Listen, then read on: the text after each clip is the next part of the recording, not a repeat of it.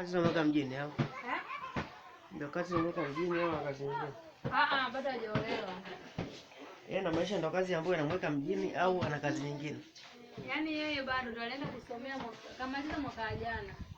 Kwa bado hajaolewa. Nani kule basi nani mtoto wa mjomba yuko ndani. Naona kuadhiliwa bado. Maana kamaliza chuo mwaka jana. Kwa hata kufanya kazi za mtaani bado.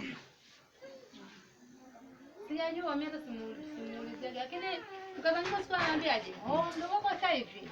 Anafanya na maana akiitwa kama hivi tenda anaenda lakini bado ina maana hajafanyaje? Hajajua vizuri. Hajajua. Alikuwa apate fundi mzoefu.